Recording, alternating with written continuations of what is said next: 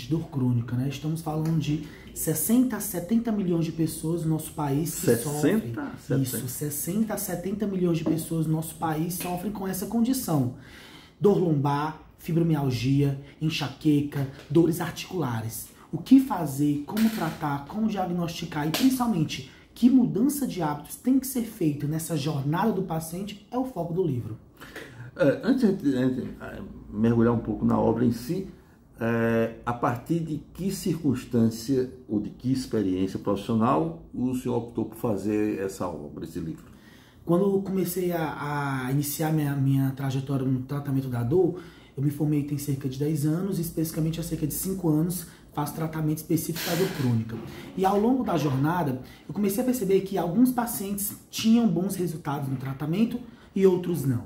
E comecei então a tentar entender por que um paciente A, que está sendo feito o mesmo tratamento, com o mesmo diagnóstico, a mesma idade, tem uma experiência de dor diferente do paciente B.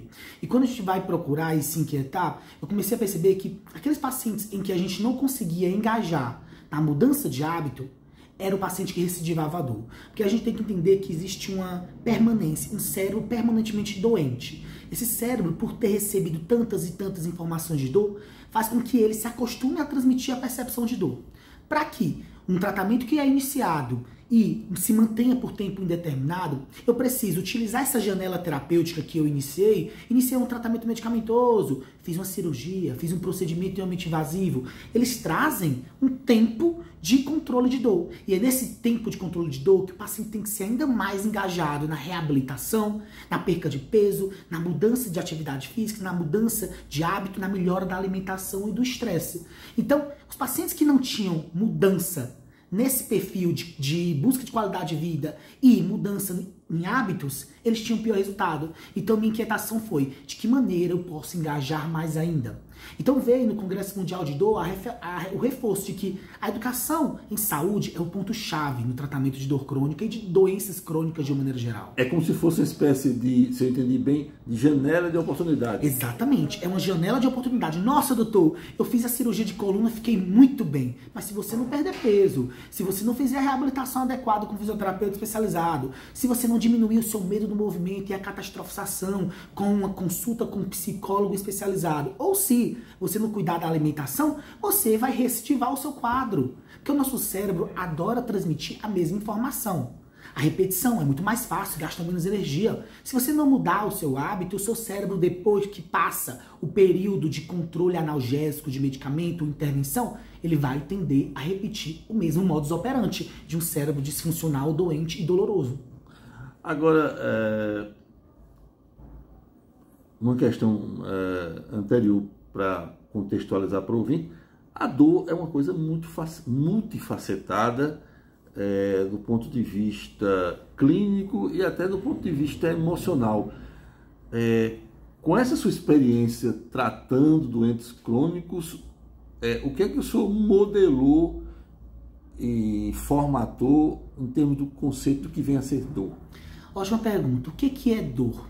A definição de dor crônica ela foi mudando ao longo das eras. Se inicialmente, no período antigo, era considerado como um castigo divino, uma possessão, até mesmo, e a gente via pinturas, esculturas e até achados milenares mostrando trepanações, a tentativa de tirar aquele mal que estava causando aquela percepção de dor.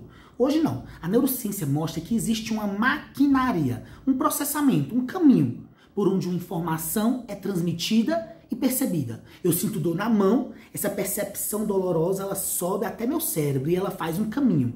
E esse caminho ele se torna doente. Hoje, a definição internacional de dor, ela fez 50 anos com a IASP, no Congresso Mundial de Dor em Amsterdã. Nessa definição ele coloca aqui, trata-se de uma experiência sensorial, subjetiva, emocional, desagradável, relacionada a uma lesão real ou potencial. Ou seja, a pessoa que tem dor, ela tem uma experiência dela própria. E eu não posso dizer que a dor do A é pior do que a dor do B. É única. Isso vai falar sobre todas as inquietudes e medos e dores que ela já teve anteriormente. 2. A dor, ela independe de ter alteração no exame de ressonância. A fibromialgia é tudo normal, a enxaqueca é tudo normal e ambas tiram a qualidade de vida. E 3, A dor, ela tem um componente multifatorial, ou seja, eu tenho um componente social, sim, pessoas, por exemplo, que infelizmente ainda estão na periferia da assistência, como negros, como pessoas trans, elas sofrem de dor e muitas vezes pouco entendidas, porque o componente emocional e o componente social exclui elas da assistência. A dor também é influenciada pelo componente psíquico. Sim, o paciente que tem ansiedade, depressão, ele tem uma piora na sua percepção de dor. Um ponto importante é que não existe dor emocional. A Associação Internacional de Estudo da Dor reforça isso. Não é a emoção que traz a dor, mas a emoção piora a exacerbação da dor. E por fim, claro, lesão estrutural, uma hérnia de disco, uma fratura na coluna, gerando dor. Então veja como é multifatorial. Sendo tão multifatorial, o tratamento não pode ser somente medicamentoso ou médico. Agora, a dor também tem um aspecto, digamos, positivo, que é no sentido de apontar a alguma anormalidade, né? Exatamente, um ótimo ponto que você coloca. A dor aguda é um sinal. Ela me diz que o meu corpo está doente. Ela me diz onde está doente, que eu preciso procurar ajuda. Imagina se a gente pisasse no prego e não sentisse dor. Eu iria perfurar, lesionar o pé e eu não sentiria dor.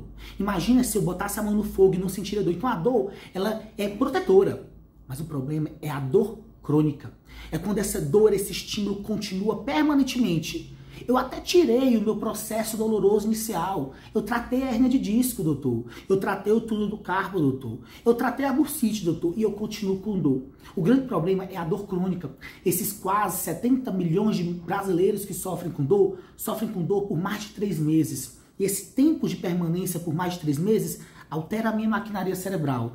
Eu diminuo serotonina, dopamina, noradrenalina. Então são pacientes que têm depressão por baixa de serotonina, são pacientes que não dormem bem por baixa de noradrenalina, são pacientes que têm fadiga e têm memória ruim por baixa de dopamina. Então veja as alterações na maquinaria que acontecem. Mas um ponto, imagina, então seria bom nascer sem dor? Não. Existe uma condição rara, que é a neuropatia periférica autossômica sensitiva e recessiva. Essa doença é extremamente rara, mas são pessoas que nascem sem a percepção de dor.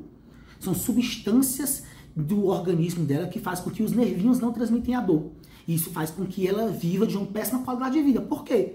Porque agora ela tem risco de ter lesões, tem risco de desenvolver tumores, fraturas e não perceber. Então a dor, sim, ela é importante no momento em que eu aviso que está acontecendo alguma coisa. Mas, quando é crônica, ela não se torna mais um sintoma, e sim uma doença que precisa ser tratada.